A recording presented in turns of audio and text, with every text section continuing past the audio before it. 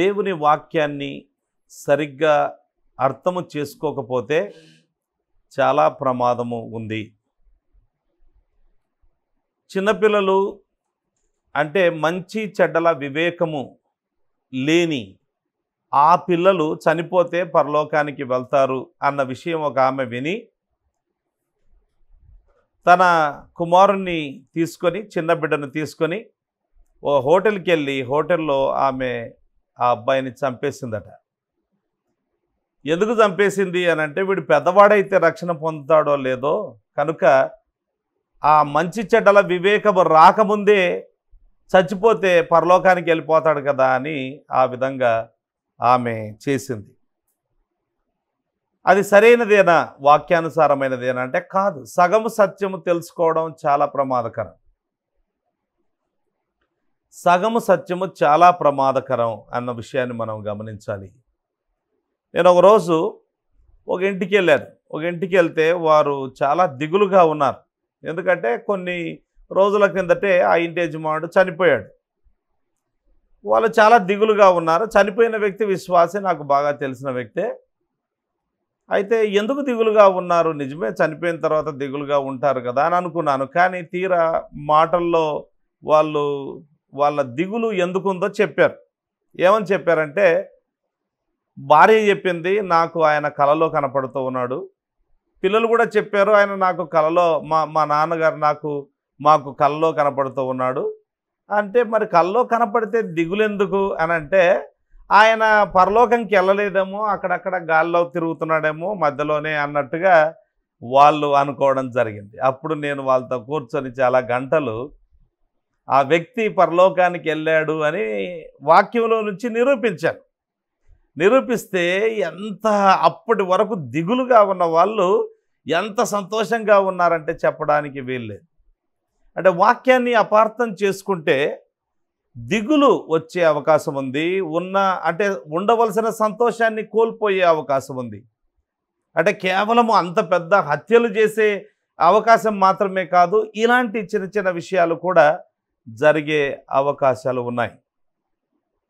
వాక్యము సరిగ్గా ఎరగకపోతే మీరు మీ ధనాన్ని ఎవరికంటే ఎవరికి ఇచ్చి చాలా అపారమైన నష్టం తెచ్చుకునే అవకాశం కూడా ఉంది. మనుషులను నమ్మి మోసపోయి చాలా అపారమైన నష్టాన్ని కలగజేసుకునే అవకాశం ఉంది. కనుక వాక్యము ఎరగకపోతే చాలా పొరపాటు పడతాము అన్న విషయాన్ని మనము ఈరోజు నేర్చుకోబోతూ ఉన్నాం. వాక్యము ఎరుగని ఒక గుంపు యేసుప్రభు దగ్గరికి వచ్చింది. వచ్చి వారు తమ సొంత తలంపును దేవుని వాక్యంగా వివరించడం జరిగింది. దానివల్ల చాలా పొరపడ్డారు. యేసుప్రభు అన్నారు, మీరు లేఖనాలను ఎరగనందువల్ల చాలా పొరపడుతున్నారు అనంటూ దానిని ఆయన చక్కగా వివరించడం జరిగింది. ఆ లేఖన భాగము అసలు చదివితేనే కొంత దిగ్భ్రాంతికి గురయ్యే అవకాశం ఉంది. లేకపోతే దీన్ని ఏమంటారు అంటే కల్చరల్ షాక్ అంటారు. నిర్ఘాంతపోయే అవకాశం ఉంది, దిగ్భ్రాంతికి గురయ్యే అవకాశం ఉంది. మన కల్చర్లో ఇలాంటి విషయాలు ఉండవు. అసలు ఇది చాలా పెద్ద తప్పుగా మనము ఈ వాక్యం చదివితే ఇది ఇంత పెద్ద తప్పేంటి అని కూడా మనం ఆలోచించే అవకాశం ఉంది. చదివి దాన్ని వివరిస్తాను. మార్కు సువార్త 12వ అధ్యాయం 18వ వచనము నుంచి చదువుకుందాం. మార్కు సువార్త 12వ అధ్యాయము 18వ వచనం చాలా ఇబ్బందికరంగా ఉంటుంది చదివితే. కానీ దీని వివరణ మనం తెలుసుకుంటే, లేఖనాలను అర్థం చేసుకోకపోతే చాలా గందరగోళం, సరిగ్గా అర్థం చేసుకుంటే చాలా సంతోషం, విడుదల వస్తుంది. You shall know the truth and the truth shall set you free. మీరు లేఖనములను సత్యమును గ్రహించెదరు, సత్యము మిమ్మును స్వతంత్రులుగా చేయును. నాకేం ప్రాబ్లం లేదు, ఎందుకంటే నేను అర్థం చేసుకుంటున్నా. దీన్ని అర్థం చేసుకోకపోతే కనుక చదవడానికి కూడా కష్టంగా ఉంటుంది. ఓకే, 18వ వచనం. పునరుత్థానము లేదని చెప్పిడి సద్దూకయ్యులు ఆయన యుద్ధకు వచ్చి, ఇంతవరకు బాగానే ఉంది. వారు ఈ విధంగా అంటున్నారు. 19వ వచనం. బోధకుడా, తన భార్య బ్రతికి ఉండగా ఒకడు పిల్లలు లేక చనిపోయిన ఎడల వాని సహోదరుడు వాని భార్యను పెళ్లి చేసుకొని తన సహోదరునికి సంతానము కలగజేయవలనని మోషే మాకు వ్రాసి ఇచ్చెను. 7 సహోదరులుండిరి. మొదటి వాడు ఒక స్త్రీని పెళ్లి చేసుకుని సంతానము లేక చనిపోయాను గనుక రెండవ వాడు ఆమెను పెళ్లి చేసుకున్నాను, వాడును సంతానము లేక చనిపోయాను. అటువలనే 3వ వాడును చనిపోయాను. ఇట్లు 7 సంతానము లేకయే చనిపోయిరి. అందరి వెనుక ఆ స్త్రీయు చనిపోయెను. పునరుత్థానమందు వారిలో ఎవనికి ఆమె భార్యగా ఉండును? ఆమె ఆ 7 నీ భార్య ఆయను గదా అని అడిగిరి. అందుకు యేసు, మీరు లేఖనములను కానీ, ఇది మన పాయింట్ మెయిన్, మీరు లేఖనములను కానీ దేవుని శక్తిని కానీ ఎరుగకపోవుట వలననే పొరబడుచున్నారు. వారు మృతులలో నుండి లేచునప్పుడు పెళ్లి చేసుకొనరు, పెళ్లి కీయబడరు, గాని పరలోకమందున్న దూతల వలే అండర్లైన్ చేసుకోండి, వలే నుందురు. వారు లేచెదరని మృతులను గూర్చిన సంగతి మోషే గ్రంథమందలి పొదను గురించిన భాగములో మీరు చదవలేదా? ఆ భాగములో దేవుడు, నేను అబ్రాహాము దేవుడను, ఇసాకు దేవుడను, యాకోబు దేవుడనని అతనితో చెప్పెను. ఆయన సజీవుల దేవుడు గాని మృతుల దేవుడు కాడు. కావున మీరు బహుగా పొరపడుచున్నారని వారితో చెప్పెను. లేఖనాలను ఎరగనందువల్ల మీరు బహుగా పొరపడుచున్నారు. ఈ లేఖన భాగానికి మనము ఒక పేరు పెట్టుకోవాలి. వాక్యమెరుగని గొప్పవారు. సద్దూకయ్యులు చాలా గొప్పవారు, కానీ వాక్యము ఎరుగరు. వాక్యమెరుగని గొప్పవారు. Ignorance in the high places. మరి అంత బాగా చదువుకున్న వాళ్ళకే, గొప్ప వాళ్ళకే వాక్యం తెలియకపోతే సామాన్యుల సంగతి ఏంటి? పండితులని చెప్పుకునే వారికే తెలియకపోతే పామరుల సంగతి ఏంటి? ప్రధాన యాజకుల గుంపు ఇది. వాస్తవానికి యాజకుల గుంపుకే వాక్యం తెలియకపోతే ఇక మామూలు వ్యక్తుల పరిస్థితి ఏంటి? కనుక చాలా దారుణంగా ఉంది పరిస్థితి. ప్రపంచవ్యాప్తంగా దేవుని వాక్యము చాలా విస్తారంగా ప్రకటించబడుతుంది అనుకుంటున్నాం మనం వాస్తవానికి. ఎందుకంటే ఇంటర్నెట్ ద్వారా ఇప్పుడు మనకు ఎక్కడ ఓపెన్ చేసుకోవాలనుకుంటే అక్కడ ఓపెన్ చేసుకోవచ్చు. దేవుని వాక్యం చాలా ప్రకటించబడుతుంది, చాలా పుస్తకాలు రాయబడుతూ ఉన్నాయి. కనుక దేవుని వాక్యం చాలా ప్రకటించబడుతుంది అనుకుంటున్నాం, కానీ అందులో చాలా వరకు దుర్బోధలే. సద్బోధ మనకు అర్థమైతే దుర్బోధ ఏంటో తెలుస్తుంది. సద్బోధ అని ఎలా తెలుస్తుంది అంటే మన వివరణ పద్ధతిని బట్టి తెలుస్తుంది. ఒక విషయాన్ని ఎలా అర్థం చేసుకుంటాం? ఒక లెటర్ రాశారనుకోండి, ఒకరు లెటర్ రాస్తే ఆ లెటర్ని ఎలా అర్థం చేసుకుంటాం? దానికి ఒక పద్ధతి ఉంటుంది. ఒక వీలునామా ఉంది, దానికి ఒక పద్ధతి ఉంటుంది. దాన్ని నేర్చుకు దాని అర్థం ఏంటో క్లియర్గా ఉంటుంది అక్కడ. కనుక దేవుని వాక్యం దగ్గరికి రాగానే ఎవరికి ఇష్టం వచ్చినట్టు వాళ్ళు చెప్పడం వల్ల విపరీతమైన క్షామము ప్రపంచవ్యాప్తంగా ఉంది. దేవుని వాక్యమును గుర్చిన క్షామం ఉంది. There is a famine in the land అని అంటారు. అలాంటి పరిస్థితి. చాలామంది, అసలు నేను ప్రభువుని నమ్ముకున్న ప్రారంభ దినాల్లో 30 సంవత్సరాల కిందట ఇప్పుడున్న దుర్బోధలు అలాంటివి వస్తాయని ఊహ కూడా లేదు మాకు. ఊహించలేదు. ఎవరికి ఇష్టం వచ్చినట్టు వాళ్ళు చెప్పేస్తున్నారు.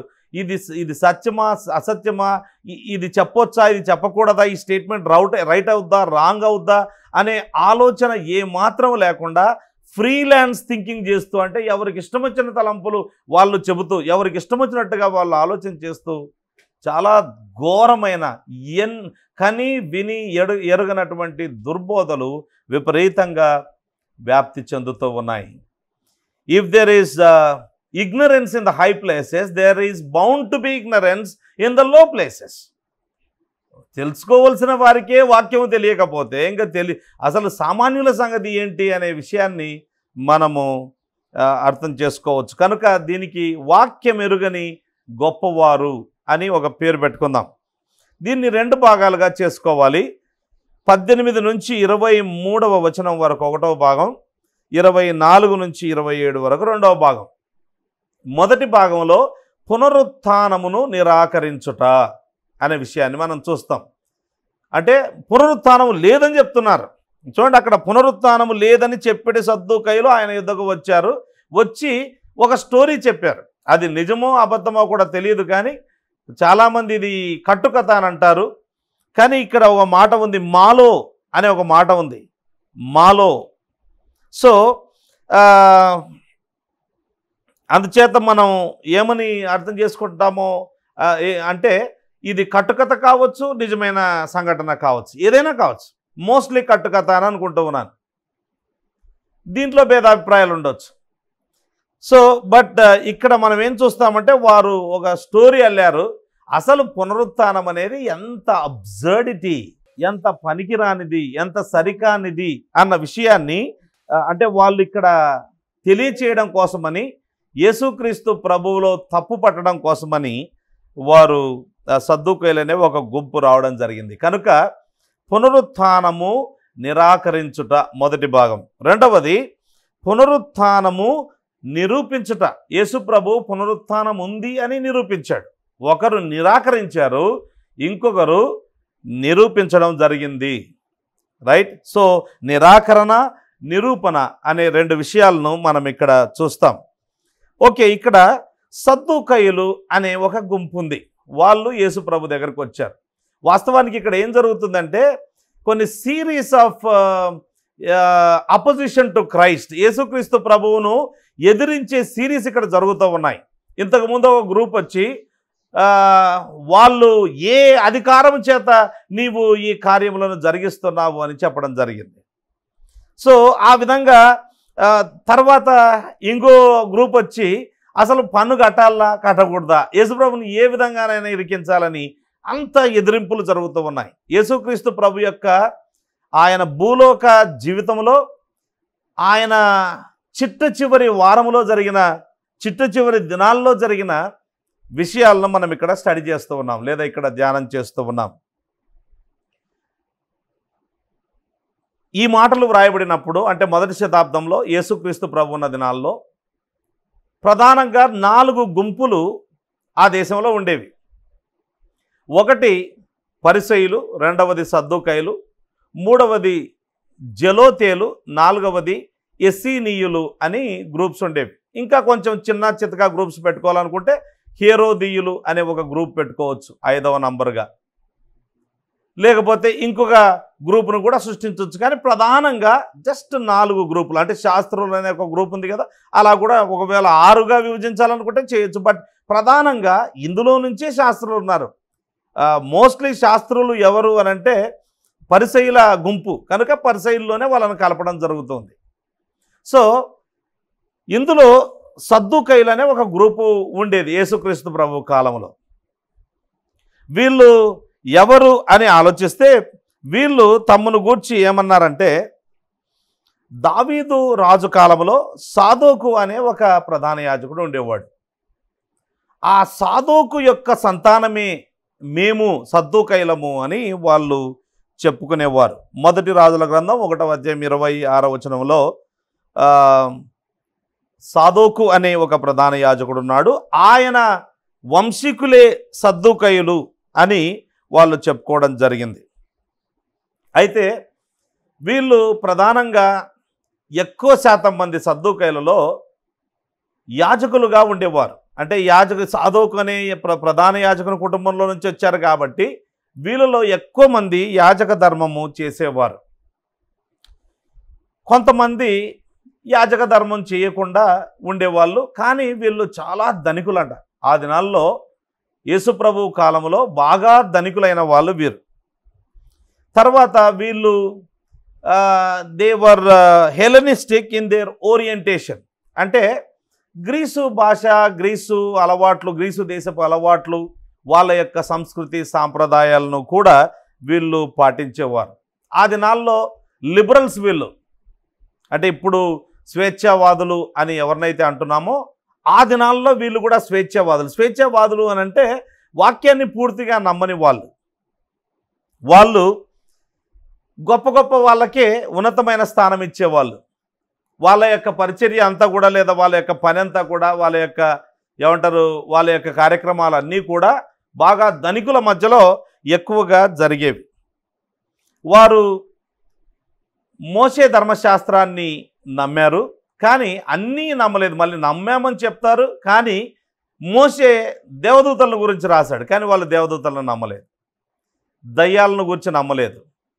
వారు పునరుత్థానము నమ్మలేదు. వారు మనిషి చనిపోయిన తర్వాత పునరుత్థానం ఉందో లేదో పక్కకి పెట్టేస్తే కనీసం there is life after death అనేది కూడా నమ్మలేదు. అంటే చనిపోయిన తర్వాత జీవితం ఉంటుంది అనేది కూడా వారు నమ్మని వారు. వీరు పరిసయ్యులకు బద్ధ శత్రువులు. పరిసయ్యులేమో వాళ్ళు సామాన్యమైన ప్రజల మధ్యలో ఎక్కువగా తిరిగేవారు.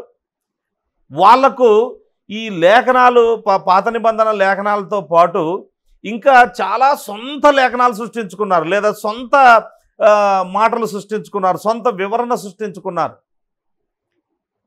అలా చాలా లేనిపోని సమస్యలు, ప్రజలకు లేనిపోని భారాలు వారి మీద పెట్టడం జరిగింది. వారికి వీరికి పడదు. దాదాపుగా యేసు ప్రభువు కాలం నాటికి అప్పటికే ఇంచుమించు 150 నుంచి 200 సంవత్సరాల శత్రుత్వం ఉంది వాళ్లకు, పరిసయ్యులకు, సద్దూకయ్యులకు. అయితే క్రీస్తు శకం 70వ సంవత్సరమున రోమా ప్రభుత్వము వచ్చి ఇశ్రాయేలీయులను సర్వనాశనం చేసినప్పుడు, ఆ పట్టణాన్ని, యెరూషలేం పట్టణాన్ని, దేవాలయాన్ని కాల్చివేసినప్పుడు, ఇక అప్పటి నుంచి వాళ్ళు ఏమైనారో చరిత్ర చెప్పదు. So they disappear after AD 70. అది వాళ్ళ స్టోరీ, వాళ్ళని గురించి. కనుక ప్రధానంగా ఇక్కడ మనకి ఏం కావాలంటే వాళ్ళ నమ్మకాలు కావాలి. వాళ్ళు పునరుత్థానము లేదు, ఇక్కడనే రాయబడింది.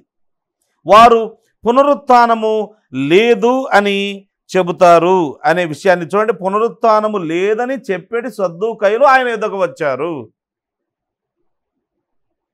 వచ్చి నిరూపణ చేయాలనుకుంటున్నారు. పునరుత్థానం లేదు, ఏం లేదు, ఏం మాట్లాడుతున్నారా మీరు?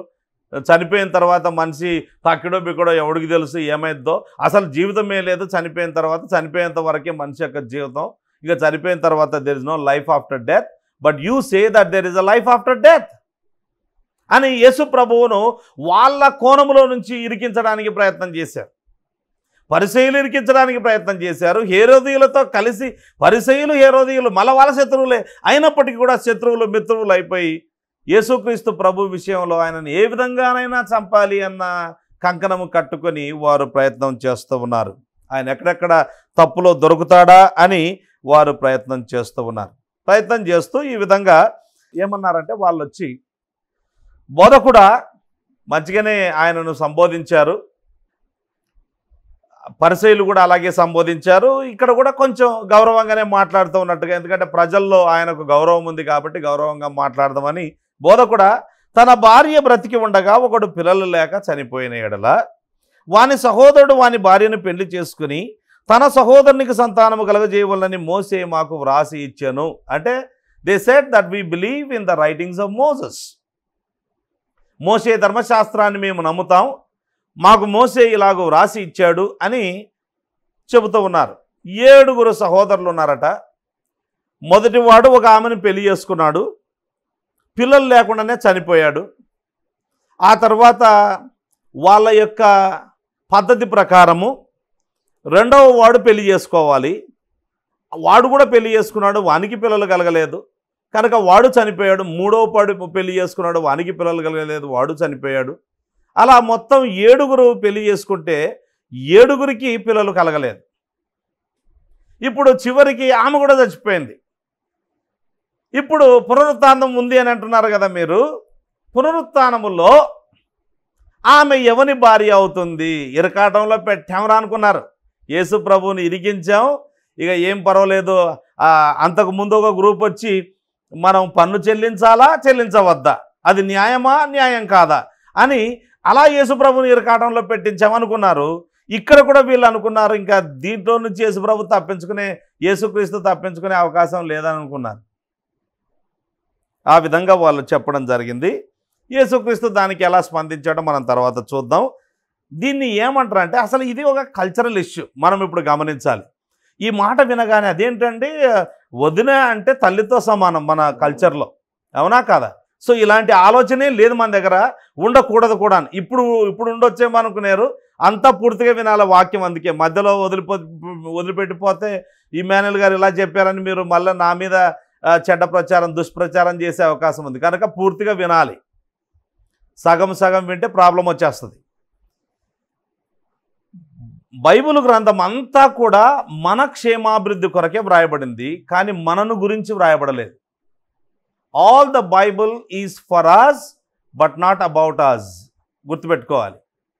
కొన్ని విషయాలు స్పష్టంగా ఇదిగో ఫలాని గ్రూప్ గురించి రాశాడు. ఉదాహరణకు ఐగుప్తీయులకు శ్రమ అంటే నీకు అన్వయింపజేసుకుంటావు. ఎట్లా చేసుకుంటావు దాన్ని? అందులో నుంచి నువ్వేమైనా తప్పు చేసితే నీకు శ్రమ వస్తుంది, కానీ డైరెక్ట్గా నీకే శ్రమ అని ఆ విధంగా తీసుకోకూడదు. అలాగా ఇప్పుడు పాత నిబంధన గ్రంథంలో ధర్మశాస్త్రంలో అనేకమైన విషయాలు ఉన్నాయి. ఉదాహరణకు ఇప్పుడు మనం అంటే లేఖనాల విషయాల్లో పొరపాటు పడే విషయాన్ని గురించి మనము ఇక్కడ ధ్యానం చేస్తున్నాం కాబట్టి అదే ఉదాహరణ చెప్తాను. నీ సహోదరుడే కానీ, నీ తల్లి కానీ, నీ తండ్రి కానీ ఎవరైనా కావచ్చు, అబద్ధ బోధ బోధిస్తే అది అబద్ధ బోధ అని రుజువు అయితే కనుక ఆ వ్యక్తిని ఊరి బయటికి తీసుకొని వెళ్ళి రాళ్లతో కొట్టి చంపాలి అని ఉంది. మొదటి రాయి, ఇప్పుడు ఉదాహరణకు నేను అబద్ధ బోధకున్నాయి అని అనుకోండి. అబద్ధ బోధకున్నైతే మా అన్ననే పెద్ద రాయి అంటే చిన్న రాయి కర్ణామయంలో చూపిస్తారు చూడు, చిన్న చిన్న రాళ్ళతో కొడతారు. అది కాదు, బండరాయి తీసుకోవాలి. తీసుకొని ఒక 6-7 అడుగుల ఎత్తులో ఆయన నిలబడి దాన్ని కింద పెట్టి ఫస్ట్ నా గుండెల మీద ఆ రాయి వేయాల. వేస్తే చచ్చిపోతే ఓకే, ఇంకెవడ వేయాల్సిన అవసరం లేదు. రాయి చచ్చిపోయినా పామును మళ్ళీ చంపడం ఎందుకు, మళ్ళీ పదే కొట్టడం ఎందుకు, టైం వేస్ట్. కనుక చచ్చిపోతే కనుక వేరే వాళ్ళు రాయేయాల్సిన అవసరం లేదు. కానీ చనిపోకపోతే నెక్స్ట్ వాళ్ళు రాయేస్తారు. మా అమ్మ వేస్తారు, మా నాన్న వేస్తారు, అలాగా ఎవరైనా కానీ వేయచ్చు. ఫస్ట్ సొంతం వాళ్ళే రాళ్లతో కొట్టి చంపాలి అని ఉంది. ఇప్పుడు ఈ లెక్కన పోతే కనుక చాలామందిని సిటీలో చంపాల్సి వస్తుంది. చాలా ఘోరమైన బహుదుర్మార్గమైన వాక్యానికి కంప్లీట్గా విరుద్ధమైన బోధలు జరుగుతూ ఉన్నాయి క్రైస్తవ్యంలో. మరి మనం రాళ్లతో కొట్టి చంపడం లేదే. నేను బైబిల్ పాటిస్తా కాబట్టి పోయి పెద్ద రాయేసి చంపేస్తానంటే వెంటనే పోలీసు వాళ్ళు వచ్చి నేను జైలు తీసుకెళ్తారు. ఇక్కడ మనం గమనించేది ఏంటంటే ఆ ధర్మశాస్త్రము అనేది ఇశ్రాయేలు దేశానికి దేవుడు ఇచ్చిన రాజ్యాంగము, చట్టము. మరి అది మనకు ఎలా వర్తిస్తుంది? పాత నిబంధన గ్రంథంలోని విషయాలన్నీ కూడా యుగాంతమందున్న మనకు బుద్ధి కలుగుటకై వ్రాయబడెను అని రోమపత్రికలోనూ మొదటి కొరింథీ పత్రికలోనూ వ్రాయబడింది కదా. మరి ఎలా వర్తిస్తాయి అంటే ధర్మశాస్త్రములో 3 భాగాలుగా చేయొచ్చు ధర్మశాస్త్రాన్ని. Civil, ceremonial and moral laws అని 3 రకాలైన నియమాలు ఉంటాయి. సివిల్ అంటే పౌర సంబంధాలు. ఇప్పుడు ఒక ఎద్దుంది, పొడిసే ఎద్దుంది, దాని గురించిన వివరాలు కొన్ని ఉన్నాయి. అవి సివిల్ లాస్. సెరిమోనియల్ లాస్ ఉన్నాయి. అంటే ఒక ఇంట్లో ఏదైనా పొడవ వచ్చిందనుకోండి, ఎవరికి చూపించాలి? ప్రధాన యాజకునికి చూపించాలి. ఇప్పుడు మీరు పాస్టర్లు ఎవరైనా చూపిస్తున్నారా? అలాగా పాస్టర్లకు చూపిస్తున్నారా? లేదే. We don't do that. So ceremonial laws ఉన్నాయి. ఒక వ్యక్తి శవాన్ని ముట్టాడు, ఆ వ్యక్తి అపవిత్రుడైపోయాడు, సాయంత్రం వరకు పాలెం వెలుపట ఉండాలి, ఈ పలాని కార్యక్రమాలు చేసుకోవాలి, ఆ తర్వాత శుద్ధుడై తిరిగి రావాలి. ఒక స్త్రీ ఒక బిడ్డకు జన్మనిచ్చింది, ఎన్ని రోజులు ఆమె కడగా ఉండాలి, ఈ విషయాలన్నీ ఉన్నాయి బైబిల్లో. కనుక వీటిని సెరిమోనియల్ లాస్ అంటారు, అంటే కర్మకాండలు. మూడవది మోరల్ లాస్, అంటే నీతి నియమాలు. ఉదాహరణకు అబద్ధం ఆడకూడదు, కొత్త నిబంధనలో కూడా ఉంది. అబద్ధం ఆడకూడదు. దొంగిలకూడదు, కొత్త నిబంధనలో కూడా ఉంది ఆ మాట. ఇలాగూ నీ తల్లిదండ్రులను సన్మానించవలను, నీ దేవుడైన యెహోవాను ప్రేమించవలను. ఇవన్నీ కూడా నీతికి సంబంధించిన విషయాలు, నీతియుక్తమైన విషయాలు. కనుక వీటిని మోరల్ లాస్ అంటారు. మనం గమనించేది ఏంటంటే బైబిల్ గ్రంథంలో వాళ్ళకున్న ఆ ధర్మశాస్త్రం అంతా మనం పాటించం, మనకు వర్తించదు. సివిల్ లాస్ వర్తించవు, ఎందుకంటే మన దేశంలో ఉండే ఇక్కడ సివిల్ లాస్ సపరేట్గా ఉన్నాయి, పౌరులకు ఉండే నియమ నిబంధనలు వేరే ఉన్నాయి. We don't follow that. And then ceremonial laws, we don't follow that. We follow moral laws. Moral, నైతిక సంబంధమైన నియమాలను మనం పాటిస్తాము. అవి అన్ని కాలాల్లో అందరికీ, అన్ని దేశాల్లో అన్ని దేశాల్లో అందరికీ వర్తిస్తాయి. అవి ఏ దేశంలో ఉన్నా కానీ వర్తిస్తాయి, ఏ కాలంలో ఉన్నా వర్తిస్తాయి. 2000 సంవత్సరాల కిందట వర్తించాయి, 3000 సంవత్సరాల కిందట వర్తించాయి, ఇప్పుడు వర్తిస్తాయి. ఇక ముందు ప్రభువు రాకడ ఆలస్యమైతే ఇక ముందు కూడా వర్తిస్తాయి. ఈ తేడా మనం గమనించాలి. ఇది ఆ దేశంలో ఉన్న ఒక సివిల్ లా, ఇది మనం గమనించాలి. తర్వాత ఇంకొకటి ఏంటంటే, ఇందులో ఇశ్రాయేలీయుల యొక్క కల్చర్, సంస్కృతి మనం పాటించం. ఇప్పుడు ఉదాహరణకు వాళ్ళు పురుషులు కూడా ఇట్లా పొడుగాటి వస్త్రాలు వేసుకుంటారు. ఇప్పుడు మన స్త్రీలు నైట్ వేసుకుంటారు కదా, ఆ టైప్లో ఉంటాయి వాళ్ళ బట్టలు. ఇప్పుడు మరి నేను అలాంటిది వేసుకున్నానా? మీరు అలాంటిది ఏమైనా వేసుకుంటున్నారా? అట్లాంటి డ్రెస్సులు ఏమైనా వేసుకుంటున్నామా? లేకపోతే తలకి ఏమైనా అలా చుట్టూ కట్టుకొని అలా తిరుగుతున్నామా? We don't do that. వాళ్ళు వివాహం చేసుకునే పద్ధతిలో మనం వివాహం చేసుకుంటున్నామా? చేసుకోవట్లేదు. మన పద్ధతి వేరు. ఇన్ఫ్యాక్ట్ మన పద్ధతి, దేర్ ఇస్ నో క్రిస్టియన్ పద్ధతి చెప్పాలి అని అంటే, దట్స్ ఆల్ రోమన్ కల్చర్. మనం కొంచెం దాన్ని మోడిఫై చేసి దాన్ని మనం పాటిస్తూ ఉన్నాం. సో పర్టికులర్గా చెప్పాలంటే there is no particular culture అనేది లేదు. కొంతమంది పెళ్ళిళ్ళు చేసుకుంటే మంగళసూత్రం కట్టకూడదు అంటారు, కొంతమంది బైబిల్ మార్చుకోవాలంటారు, కొంతమంది రింగు పెట్టుకోవద్దు అంటారు, కొంతమంది పెట్టుకోవచ్చు అంటారు. రకరకాల పద్ధతులు ఉన్నాయి. బైబిల్లో ఎక్కడ లేదు ఈ విషయాలన్నీ కూడా. సో కల్చర్ మనం ఫాలో అవుతున్నాం. మనం గమనించాలి, ఇది కల్చరల్ ఇష్యూ. ఇది కల్చర్ అంటే వాళ్ళ సంస్కృతి సాంప్రదాయానికి సంబంధించింది. నేను చెప్తాను, ఇది గమనించాలి. దీనిని గూర్చిన నియమాలు ద్వితీయోపదేశకాండం 25వ అధ్యాయము 5వ వచనంలో నుంచి ఉన్నాయి. చూడండి, అక్కడ చదువుదాం. 5వ వచనం, సహోదరులు కూడి నివసించుచుండగా, ఆ మాట గమనించాలి. They are living together. వారిలో ఒకడు సంతానం లేక చనిపోయిన ఎడల చనిపోయిన వాని భార్య అన్యుని పెళ్లి చేసుకొనకూడదు. ఆమె పెనిమిటి సహోదరుడు ఆమె యొద్దకు పోయి ఆమెను పెళ్లి చేసుకొని తన సహోదరునికి మారుగా ఆమె ఎడల భర్త ధర్మము జరపవలెను. చనిపోయిన సహోదరుని పేరు అండర్లైన్ చేసుకోండి. ఇది కారణం ఎందుకు ఈ కల్చర్ ఉండిందంటే, చనిపోయిన సహోదరుని పేరు ఇశ్రాయేలీయులలో నుండి తుడిచివేయబడకుండానట్లు ఆమె కను జ్యేష్ఠ కుమారుడు చనిపోయిన సహోదరునికి వారసుడుగా ఉండవలెను. ఈ అంటే ఇక్కడ సూత్రాలు ఉన్నాయి. ఒక స్టోరీ ఉంది మనకు బైబిల్లో. ఆలోచించండి, ఒక స్టోరీ ఉంది. ఎగ్జాక్ట్లీ ఇదే విషయం ఒక స్టోరీ రూపంలో ఉంది. రూత్ స్టోరీ అంతా ఇదే. అక్కడ సహోదరులు చనిపోయారు కాబట్టి సమీప బంధువు చేసుకోవాలి. అది అక్కడ ముగ్గురు సహోదరులు చనిపోయారు. ఇన్ఫ్యాక్ట్ ఆమె నయోమి అనింది, అమ్మా నన్నెందుకు వెంబడిస్తారమ్మా, నేను ముసల్దాన్ని అయిపోయాను. ఒకవేళ నేను ఈరోజు పెళ్లి చేసుకొని కొడుకుని కంటే కూడా మీరు అంతవరకు వెయిట్ చేస్తారా? ఎలా ఉంటుంది అదంతా కూడా వినడానికి? అంటే బాగుండదు. మీరు వెళ్ళండి, మీ తల్లిదండ్రుల ఇంట్లోకి వెళ్ళిపోండి అని నయోమి తన కోడళ్ళతో చెప్పింది. అర్థమైందంటే, అంటే ఇదే విషయం అక్కడ మనకు ఒక కథ రూపంలో, అంటే ఒక జరిగిన సంఘటన రూపంలో మనకు కనబడుతూ ఉంది. అతడు తన సహోదరుని భార్యను పరిగ్రహింపనొల్లని ఎడల వాని సహోదరుని భార్య పట్టణపు గవినికిని అనగా పెద్దల యొద్దకు పోయి, నా పెనిమిటి సహోదరుడు ఇశ్రాయేలులో తన సహోదరుని పేరు స్థాపింపనని, ఇక్కడ విషయం స్థాపింపనని, ఆయన పేరు పోతుంది అక్కడ, ఆయన స్థాపించనని చెప్పి దేవర ధర్మము చేయనొల్లడని తెలుపుకొనవలెను. అప్పుడు అతని యూరి పెద్దలు అతని పిలిపించి అతనితో మాట్లాడిన తర్వాత అతడు నిలవబడి ఆమెను పరిగ్రహించుట నాకు ఇష్టము లేదని ఎడల అతని సహోదరుని భార్య ఆ పెద్దలు చూచుండగా అతని దాపున పోయి అతని కాలి నుండి చెప్పు ఊడదీసి అతని ముఖమును ఎదుట ఉమ్మివేసి తన సహోదరుని ఇల్లు నిలుపని ఈ మనుష్యునికి ఈలాగు చేయబడునని చెప్పవలెను. అప్పుడు ఇశ్రాయేలీయులలో చెప్పు ఊడదీయబడిన వాని ఇల్లని వానికి పేరు పెట్టబడును. వాని జీవితకాలం అంతా కూడా వీడు ఇలాంటి పని చేయలేదు అని చెప్పు ఊడదీయబడిన వాని ఇల్లు అని వాళ్ళకు ఒక పేరే ఇశ్రాయేలీయులు పెడతారు. మనం ఇక్కడ గమనించాల్సిన సందర్భం ఏంటంటే, ఇశ్రాయేలు ప్రజలు 12 గోత్రాల వాళ్ళు. 12 గోత్రాల వాళ్లకు దేవుడు వాగ్దాన దేశాన్ని ఇస్తానని చెప్పాడు.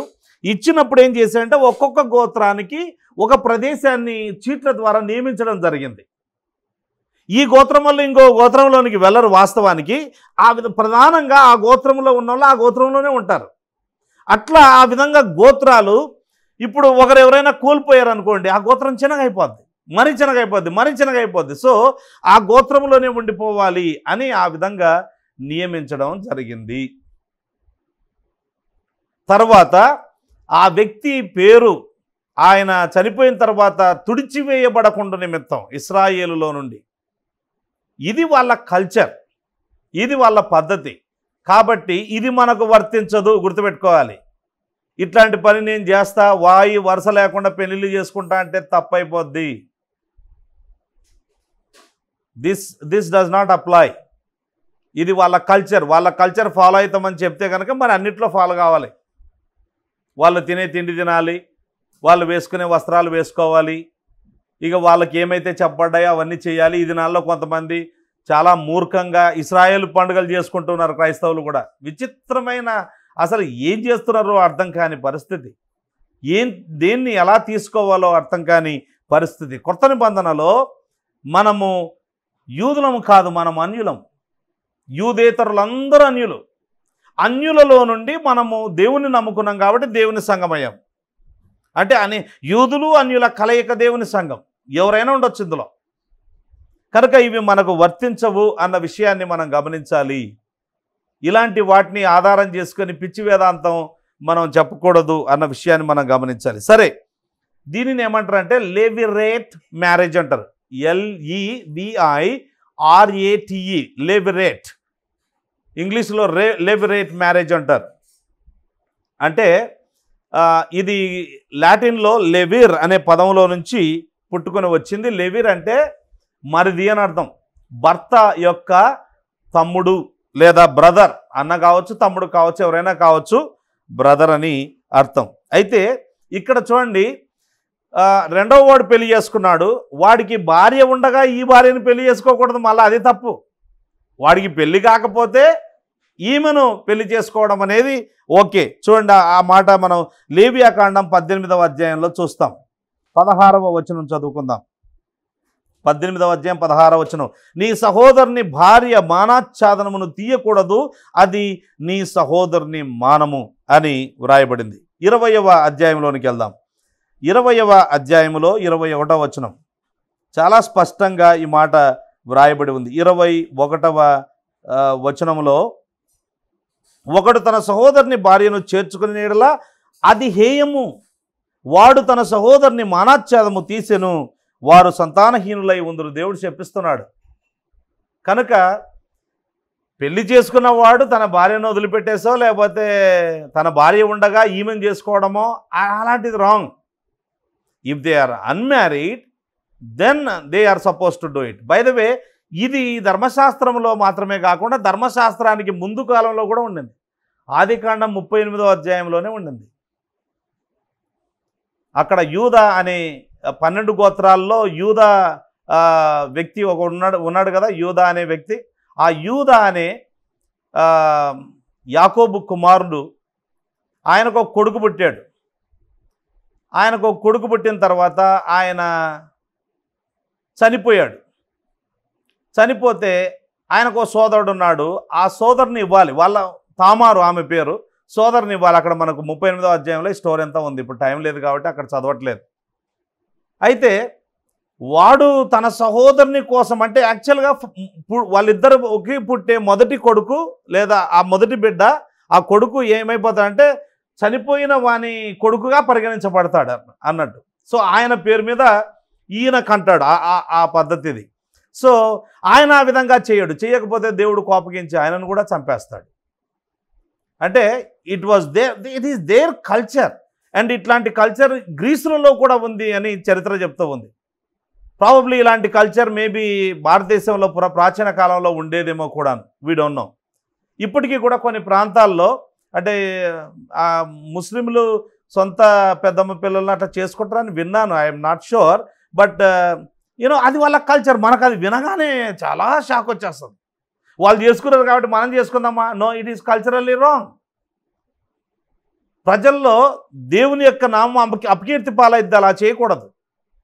క్రిస్టియన్స్ కూడా కొన్ని ప్రాంతాల్లో నార్త్ ఈస్ట్లో అలా చేసుకుంటారని నేను వినడం జరిగింది. సో అంటే అది కల్చరల్ ఇష్యూ. ఆ కల్చర్లో అది ఏం ప్రాబ్లం కాదు కాబట్టి కల్చరల్ షాక్ ఇది. కాబట్టి ఆ కల్చర్లో వాళ్ళు చేసుకోవచ్చు, మన కల్చర్లో చేసుకోవడానికి వీలు లేదు. దాని ద్వారా దేవుని నామము అపకీర్తి పాలవుతుంది. ఆ విధంగా చేయడానికి వీలు లేదు. సరే, మొత్తానికి అంటే నేను ఎందుకు ఇంత చెప్పాల్సి వచ్చింది అని అంటే దీన్ని అపార్థం చేసుకునే అవకాశం ఉంది. ఊరికే నేను పునరుత్థానం ఉందని చెప్పి ముగించవచ్చు. కానీ ఇదంతా చెప్పడానికి గల కారణం ఏంటంటే we don't follow the culture of the Jewish people. లేదా అమెరికన్ కల్చర్ ఫాలో కాము, లేదా యూరోపియన్ కల్చర్ ఫాలో కాము, మనము ఇండియన్ కల్చర్ ఫాలో అవుతాము. ఇండియాలో కూడా మన తెలుగు కల్చర్ ఎలా ఉందో, ఇప్పుడు తెలంగాణలో అక్క కూతుర్ని చేసుకోవడం తప్పు అన్నట్టుగా నేను విన్నా. మరి ఎంతవరకు నిజమో కానీ ఒకవేళ అదే మరి ఆంధ్రకి వెళ్తే లేదా రాయలసీమకి వెళ్తే అది రాంగ్ కాదు. అంటే ఒక ప్రాంతంలో ఉన్నప్పుడు మనము ఆ ప్రాంతం యొక్క కల్చర్ను మనము చాలా తీవ్రంగా తీసుకోవాలి. ఆ కల్చర్ దేవునికి విరుద్ధమైతే అది వేరే సంగతి. కనుక కల్చరల్ ఇష్యూస్ను మనం జాగ్రత్తగా క్షుణ్ణంగా చూసుకొని జాగ్రత్తగా విషయాన్ని జరిగించాలి ఏదైనా కానీ అన్న విషయాన్ని మనం ఇక్కడ చూస్తూ ఉన్నాం. సో వాళ్ళ ఒక స్టోరీ చెప్పడం జరిగింది యేసుక్రీస్తు ప్రభువుకు. ఏంటంటే మొత్తానికి ఇంకా దొరికిపోయాడు యేసుప్రభు. ఆమె కూడా చివరికి చనిపోయింది. అందరూ ఇప్పుడు అక్కడికి పోయిన తర్వాత 7గురిలో ఎవరు భార్య అయిపోద్ది అని అంటే యేసుప్రభు అన్నాడు క్లియర్గా, మీరు ఇలా చెప్పడానికి గల కారణం ఏంటంటే first of all you do not know the scriptures, మీరు లేఖనాలను మీరు ఎరగరు. రెండవది దేవుని శక్తిని కూడా మీరు ఎరగరు. దేవుడు సర్వశక్తిమంతుడు, ఆయన చనిపోయిన వారిని సహా లేపగలుగుతాడు, ఆయన మృతుల పునరుత్థానము చేస్తాడు అనే విషయాన్ని మీరు ఎరగడం లేదు అని యేసుక్రీస్తు ప్రభు చెబుతూ ఉన్నాడు. చూడండి, ఆ మాట మనం గమనిస్తాం. 24 నుంచి యేసుక్రీస్తు ప్రభు చెబుతున్న మాటలు మనం చూస్తాం. అందుకు యేసు, మీరు లేఖనములను కానీ దేవుని శక్తిని కానీ ఎరగకపోవుట వలనని పొరబడుచున్నారు. మత్తయి సువార్తలో కూడా ఈ మాటలు ఉన్నాయి, లూకా సువార్తలో కూడా ఈ మాటలు ఉన్నాయి. మీరు అక్కడ చదివితే మరింతగా స్పష్టంగా తెలుస్తాయి. కనుక you don't understand the scripture, neither do you understand the power of God. అందుకే పొరపడుతూ ఉన్నారు. లాస్ట్లో కూడా అదే మాటతో యేసుక్రీస్తు ప్రభు ముగించడం జరిగింది. కావున దేర్ఫోర్ అంటే కన్క్లూజన్ చెప్తూ ఉన్నాడు, మీరు బహుగా పొరపడుచున్నారని వారితో చెప్పాను. బహుగా పొరపాటు పడడానికి, రాంగ్గా ఆలోచన చేయడానికి, రాంగ్గా జీవితం జీవించడానికి గల కారణం ఏంటంటే లేఖనాలను గుర్తించకపోవడం లేదా అర్థం చేసుకోకపోవడం. రెండవది దేవుని శక్తిని అర్థం చేసుకోకపోవడం అని ఇక్కడ తెలియచేస్తూ ఉన్నాడు.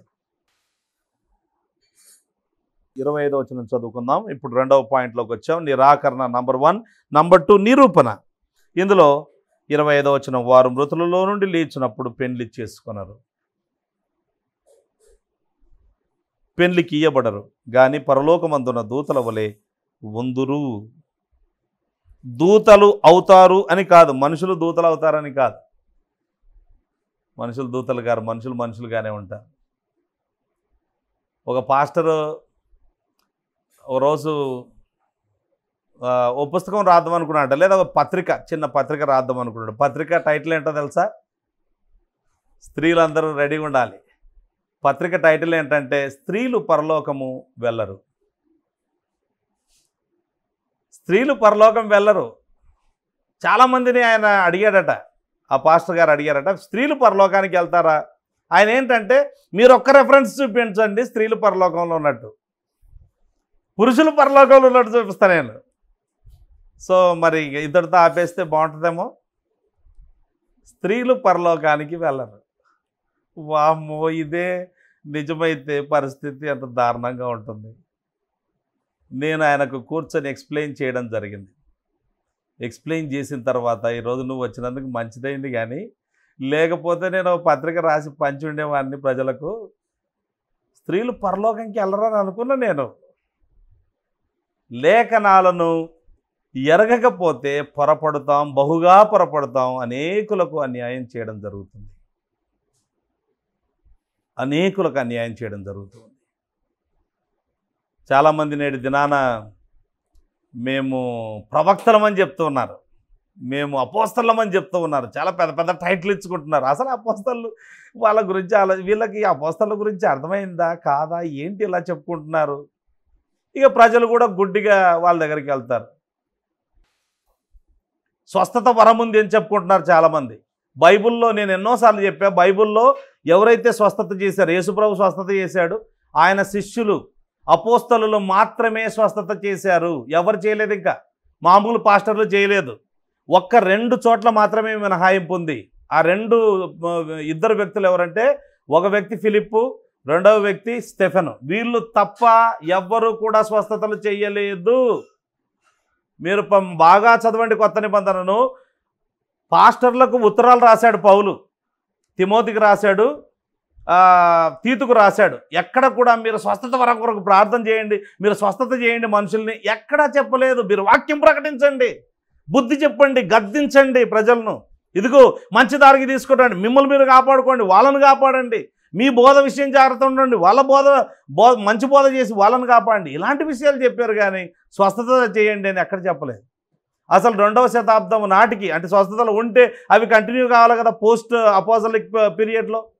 2వ శతాబ్దం నాటికే వాళ్ళే చెప్పారు, అప్పటికే అపోస్తల కాలానికి పరిమితం అయిపోయినాయి, అప్పటికే అయిపోయినాయి అని.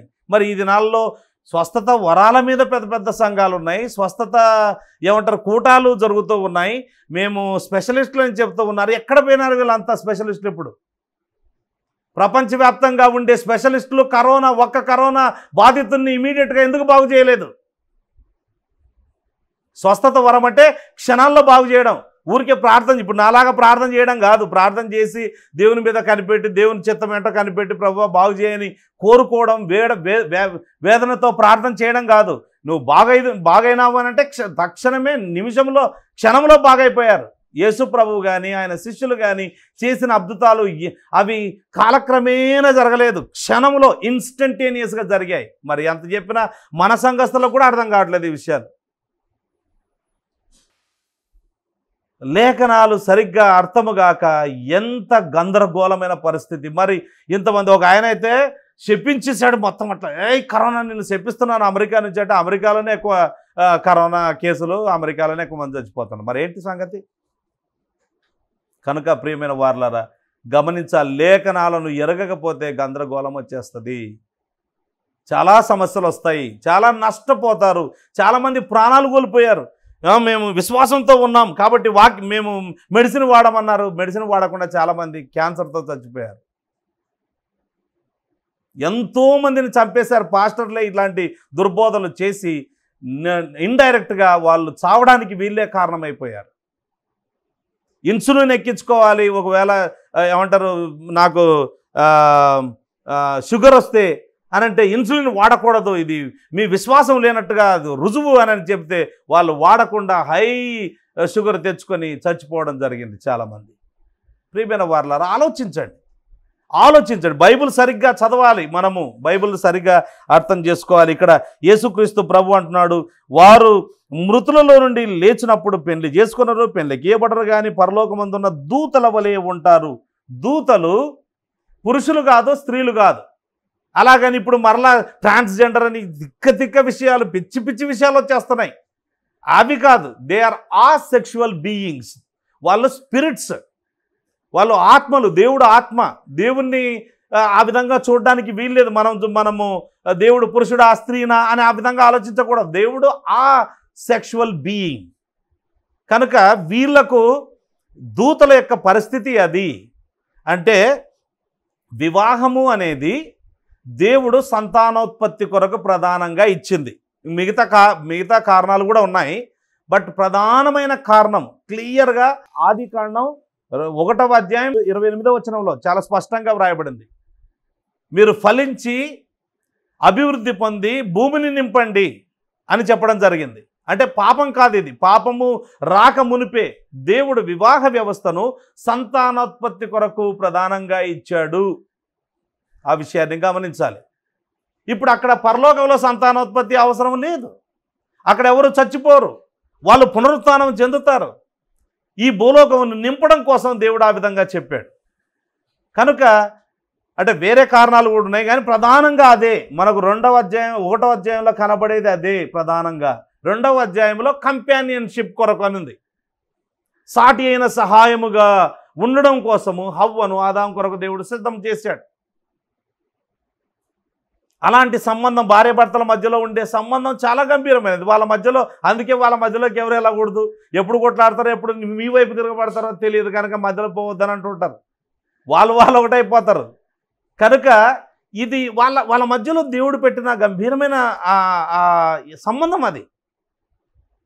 అందుచేత అలాంటి సంబంధం కంటే మించిన సంబంధం, గొప్ప సంబంధం సాక్షాత్తు దేవునితోనే మనకు సంబంధం ఉంటుంది. మరియు పరిశుద్ధులందరితో, అప్పటి అంటే ఆదాము మొదలుకొని మొత్తం పరిశుద్ధులు అందరితో మనకు సంబంధం ఉంటుంది. మనకు ఒంటరితనం అనేది ఉండదు, లేకపోతే కొట్లాడడం అనేది ఉండదు, ఇలాంటివి ఏమి ఉండవు. ఇంకా so you are going to have అ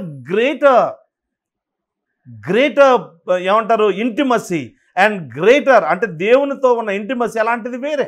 అంటే భార్యాభర్తలు పరలోకంలో మరి భార్యాభర్తలుగా పరలోకంలో ఇప్పుడు నా భార్య ఇంతకాలం నేను ఆమెతో కలిసి జీవించాను, పరలోకంలో ఆమె ఎవరో ఎక్కడో ఒక చూసినట్టుంది నిన్ను అని అంటనా? అలాగేముండదు. బట్ దేర్ వోంట్ బి ఏమంటారు సంతానోత్పత్తి అనేది ఉండదు.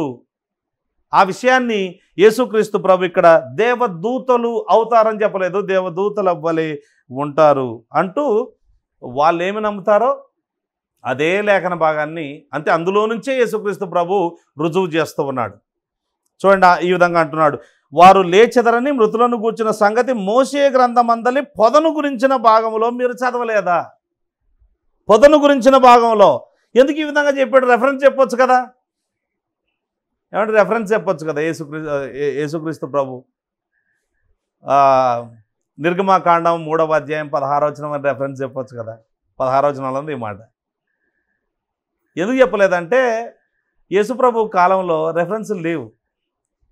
ఇవి తర్వాత సృష్టించినవి. మనలాంటి వాళ్ళకి అర్థం చేసుకోవడం కోసం ఈ చాప్టర్ డివిజను, తర్వాత వచనాల డివిజన్స్ ఇవన్నీ కూడా మన కోసం సిద్ధం చేసింది. అంటే మనం ఒకటి వెంటనే చూసుకోవాలి కాబట్టి ఆ విధంగా సిద్ధం చేశారు. యేసుప్రభు కాలంలో ఇలాంటి రెఫరెన్సులు లేవు. ఒరిజినల్ కాదు, రెఫరెన్సులు చాప్టర్లు ఒరిజినల్ కాదు, అధ్యాయాలు వచనాలు ఒరిజినల్గా లేవు. కాబట్టి యేసుప్రభు ఆయన జస్ట్ అక్కడ ఇదిగో ఫలాని మోషే గ్రంథం అందలి పొదను గురించిన భాగంలో, ఎక్కడుంది పొదను గురించిన భాగము? నిర్గమకాండం 3వ అధ్యాయంలో ఉంది. అక్కడ మీరు చదవలేదా? ఇంత పెద్దవాళ్ళే మీరు, ప్రీస్ట్లీ ఫ్యామిలీ మీరు, అంటే యాజక ధర్మముకు సంబంధించిన కుటుంబమే కదా మీరు, ఇంకా మీకేది లేకపోతే ఎలా? ఆ భాగంలో దేవుడు నేను అబ్రహాము దేవుడను, ఇస్సాకు దేవుడను, యాకోబు దేవుడనని అతనితో చెప్పాను. అప్పటికే అబ్రహాము చనిపోయి చాలా సంవత్సరాలు అయింది, దాదాపు 500 సంవత్సరాలు అయింది అబ్రహాం చనిపోయి. But still God is saying I am the God of Abraham. Yam అంటే ప్రజెంట్ టెన్స్లో చెప్తున్నాడు, ఐ వాజ్ అని చెప్పట్లేదు. ఐ యామ్ అంటే ఏంటి? వాళ్ళు ఇంకా ఉన్నారు అని అర్థం.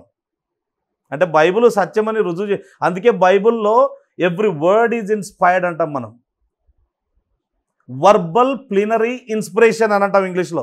వర్బల్ అంటే every word is inspired.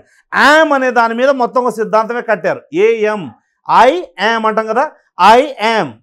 Yam అంటే ఒక అర్థం వస్తుంది, వాజ్ అంటే ఒక అర్థం వస్తుంది, విల్ బి అంటే ఇంకో అర్థం వస్తుంది, కంప్లీట్ అర్థం వస్తుంది, కంప్లీట్ డిఫరెంట్ అర్థం వస్తుంది.